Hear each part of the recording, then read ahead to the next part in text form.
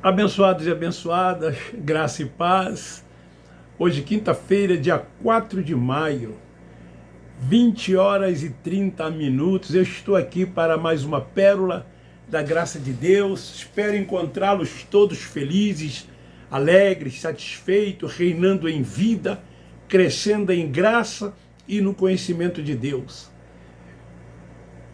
Sendo guiado, dirigido pelo Espírito Santo, que habita no nosso espírito e testifica que somos seus filhos.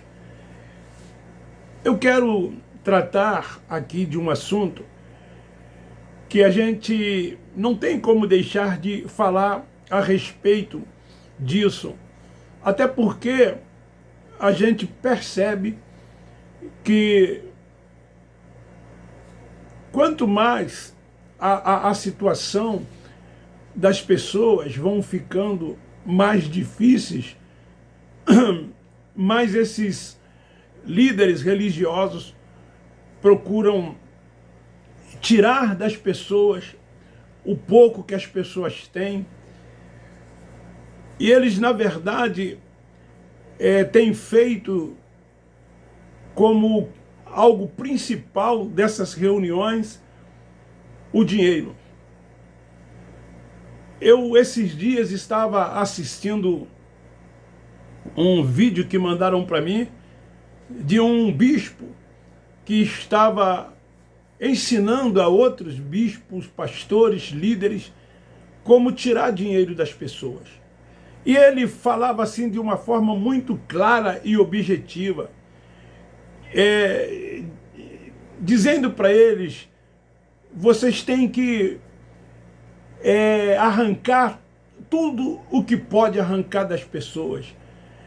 Procura intimidá-las, amedrontá-las, dizer que se não der, o devorador vai na vida delas, e promete a elas falsas promessas. Se acontecer, foi Deus quem fez, foi a sua vida ungida, e se não acontecer, a culpa, na verdade, são das pessoas que não tiveram fé para alcançar. Foi mais ou menos dentro desse contexto a fala desse bispo para os demais líderes. E o meu coração parte quando eu vejo essas coisas. Eu quero hoje falar sobre o tema: vejam de que os chamam Isaías, o Cristo Nazareno e Paulo. E eu quero ler Isaías 56, parte A, do versículo 11, que diz assim: estes cães são gulosos, nunca se podem fartar. Nunca se podem fartar.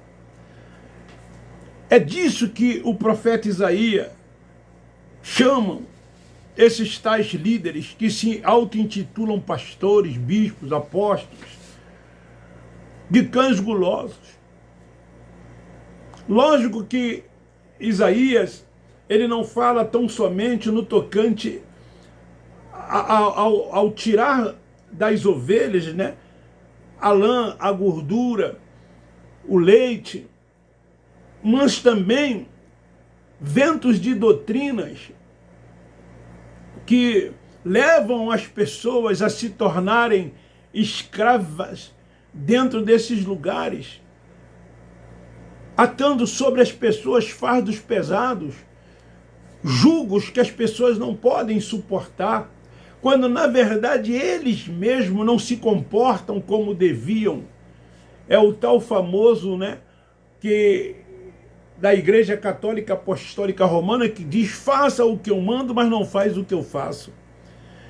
Então, eles na verdade querem sugar as pessoas, tirar das pessoas tudo que eles puderem tirar, criando campanhas e mais campanhas. O Nazareno os chamam de lobos devoradores, que não tem piedade nenhuma com quem quer que seja. O apóstolo Paulo, o apóstolo da graça, os chamam de homens com astúcias e enganam fraudulosamente. Efésios capítulo 4, versículo 14. Esses homens estão à frente de empresas religiosas. Porque é assim que muitos, ou grande parte desses templos religiosos são empresas religiosas, com fins lucrativos para seus donos e para os seus fundadores. Eles impõem medo e terror nas pessoas, fazendo uso da lei de Moisés, com seus sacrifícios, rituais, cerimoniais e ordenanças, aprisionando as pessoas dentro desses lugares, aonde as pessoas pensam ter uma liberdade quando na verdade não têm, porque são subjugadas, porque vivem debaixo de preceitos dos homens. Os homens os chamam de ovelhas, de servo, e se dizem autoridade espiritual, e que essas pessoas devem obedecê-los em tudo quanto eles disserem.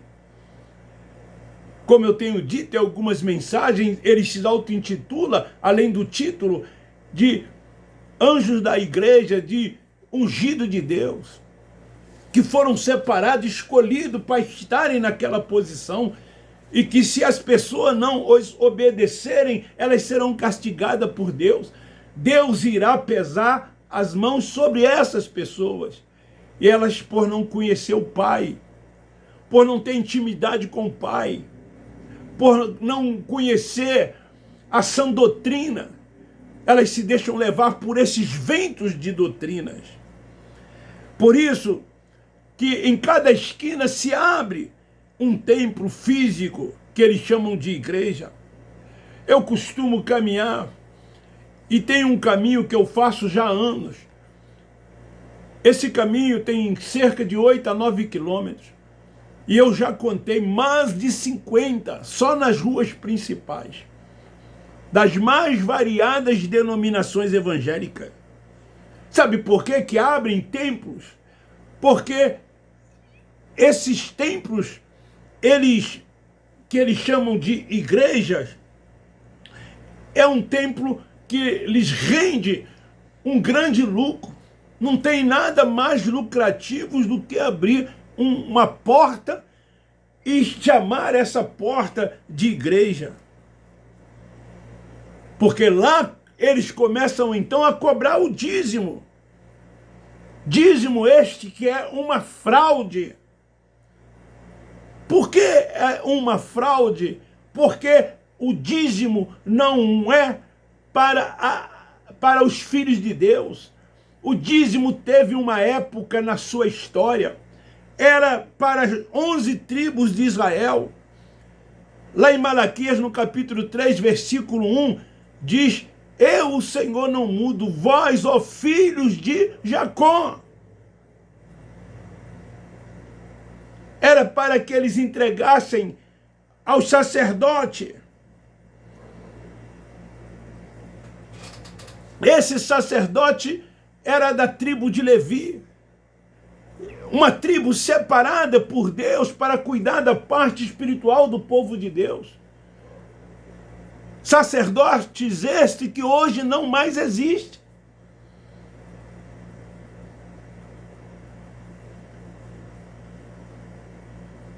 Assim também como a casa do tesouro era levada ao templo.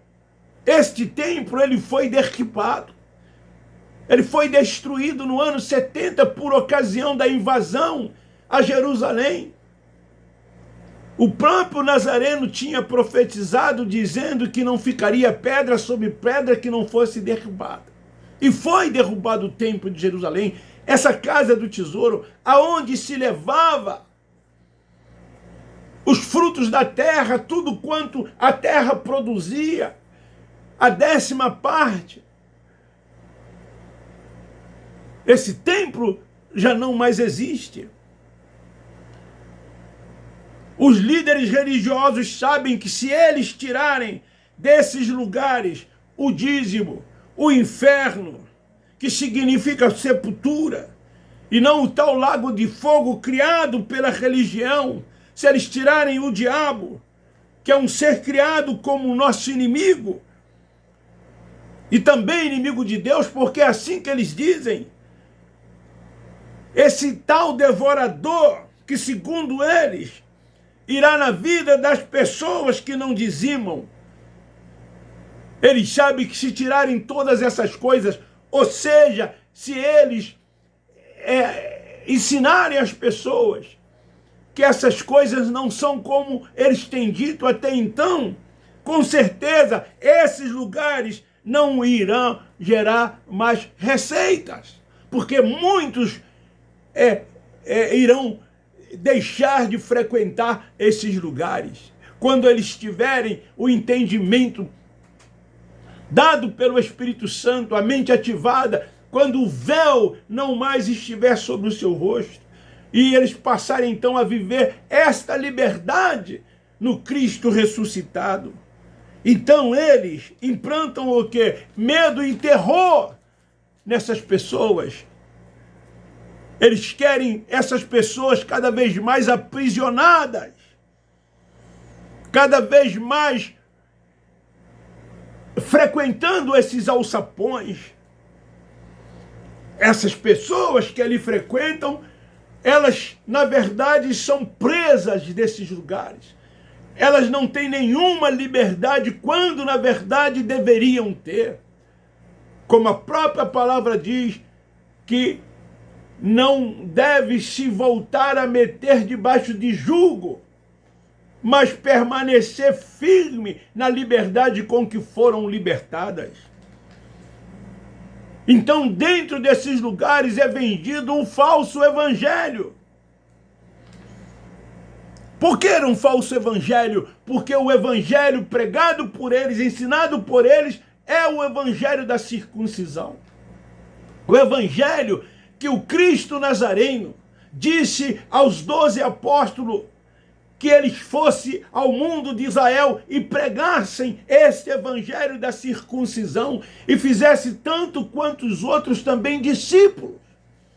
Porque ele veio para buscar e salvar apenas ovelhas perdidas da casa de Israel.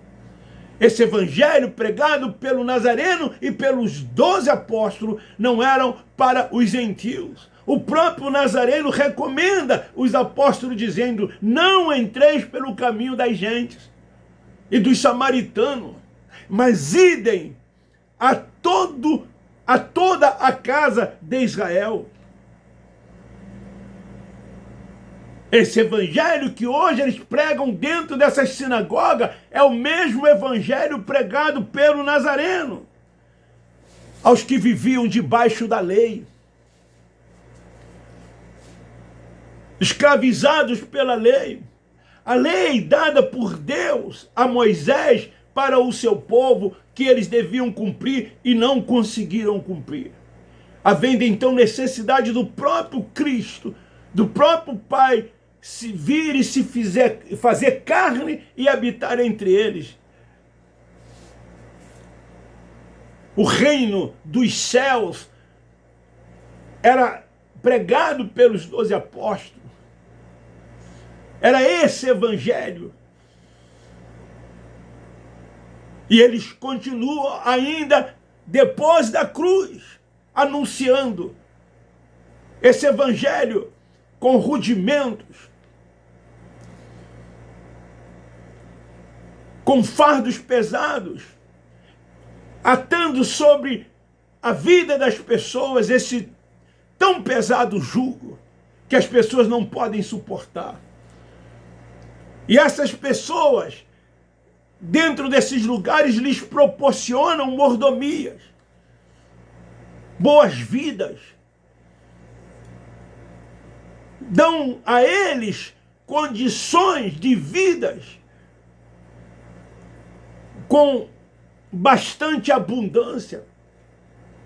Muitos deles trocam de carro todos os anos, amontoam bens, e não reparte com os necessitados, porque todas essas ofertas e dízimos tirados por eles é em nome de uma tal obra de Deus.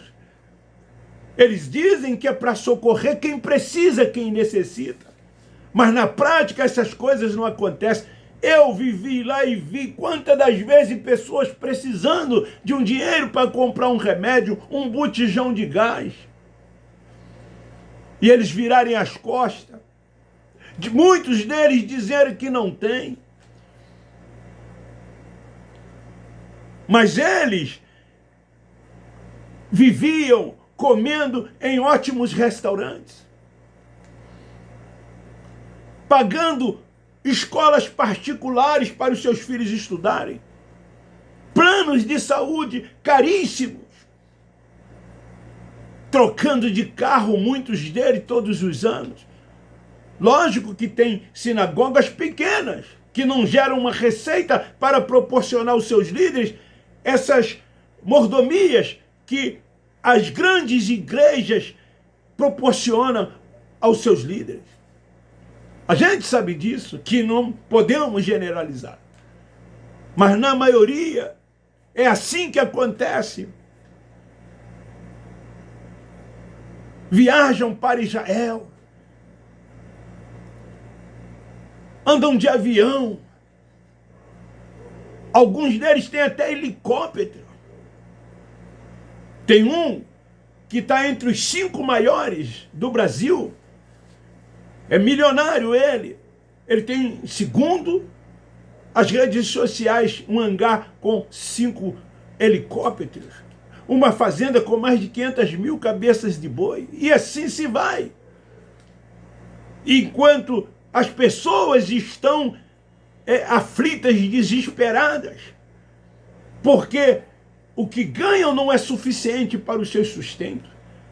Mas se essas pessoas tivessem o entendimento da graça de Deus, elas não estariam voltadas para as coisas materiais.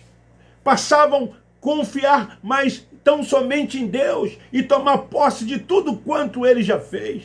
E viver e andar por fé, crendo que Deus irá socorrê-las nas suas necessidades, caso as necessidades apareçam. Porque não vale a pena dizimar nem ofertar. Você quer fazer a verdadeira obra de Deus? Ajude o próximo. Quantos você conhece, até mesmo na sua família, que precisam, que estão passando dificuldade? Pega esse dinheiro, compre uma cesta básica, ajude essas pessoas, faça isso. Essa sim é a verdadeira obra de Deus. Quantas pessoas estão caídas, à beira do caminho, aflitas, desesperadas. E muitas das vezes você passa de largo. Como o sacerdote passou, como o levita passou. Mas até que um samaritano passou e socorreu aquele homem que estava caído à beira do caminho. Seja você um samaritano. E outra, dê com a esquerda para que a direita não vê. Não toque sininho, como muitos fazem. Faz a tua parte. Não conte para ninguém o que você fez ou o que você está fazendo. Não se incomoda se as pessoas vão pensar se você ajuda ou se você não ajuda. O importante é a sua consciência. É você ter certeza e convicção de que você está fazendo a verdadeira obra de Deus. Eu conheço pessoas que têm muito dinheiro e sabem da necessidade de outras pessoas, mas não ajudam. São capazes até de proporcionar momentos agradáveis a outras pessoas que têm, mas aquelas que precisam não. É comum ver essas coisas acontecerem dentro dessas sinagogas. Grupos subdivisão, divididos, não se misturam, mas estão ali numa chamada, numa reunião que eles chamam de culto, dizendo que estão cultuando a Deus. Vivem de aparência,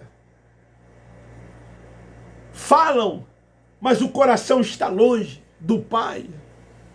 Esta é a palavra. Eu sei que é uma palavra dura. Veja então o que Isaías disse acerca deles, o que o Cristo Nazareno disse acerca deles e que o apóstolo da graça de Deus, Paulo, também disse acerca deles. Paulo não tinha interesse em tirar dinheiro de quem quer que seja. Era um trabalhador, fazia tendas, não vivia às custas de ninguém. Recomendava a ele que se trabalhasse noite e dia para não ser pesado a quem quer que seja. Olha a diferença do evangelho da graça de Deus para o evangelho da religião. Nós não dizimamos e nem tampouco pedimos dízimo, não ofertamos para esses lugares e também não pedimos oferta. A graça é pura. Não temos títulos, não temos primazia, não temos espaço físico para mostrar para as pessoas que somos líderes, que somos pastores. Não temos. Hoje mesmo alguém me chamou de pastor. Eu disse, eu já fui, eu já tive título. Hoje não. Eu sou igual a você, eu sou igual a quem quer que seja. É assim a visão do evangelho da graça de Deus. Somos todos irmãos. E Deus é o Senhor de todos e de tudo. Somente Ele. A glória dele, o poder, o louvor, a adoração, a primazia. Tudo é do Senhor. A graça, ela exalta o Pai dos Espíritos que habita no nosso espírito. E amamos os nossos irmãos, amamos o nosso próximo. A nossa oração não é uma oração de pedir para que o Pai faça e atenda a nossa petição, mas a nossa oração em graça é de gratidão, tão somente de gratidão. Eu faço isso diariamente, eu só agradeço.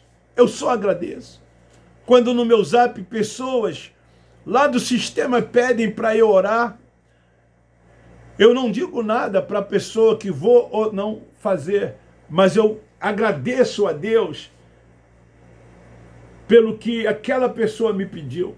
E às vezes tem dado resultado, as pessoas me retornam dizendo, muito obrigado porque você orou. Não sabe ela que a minha oração foi apenas de gratidão. Gratidão a Deus sempre, gratidão ao Senhor sempre. Aquele que cuida de cada um de nós. Aquele que não nos deixa aflitos e nem desesperados. Fuja dessas sinagogas, fuja desses lugares. Fuja dos cães gulosos, fuja dos lobos devoradores, fuja desses que Paulo chama de enganadores fraudulentos. Faça isso o mais rápido que você puder. Beijo. Nós da graça de Deus amamos vocês.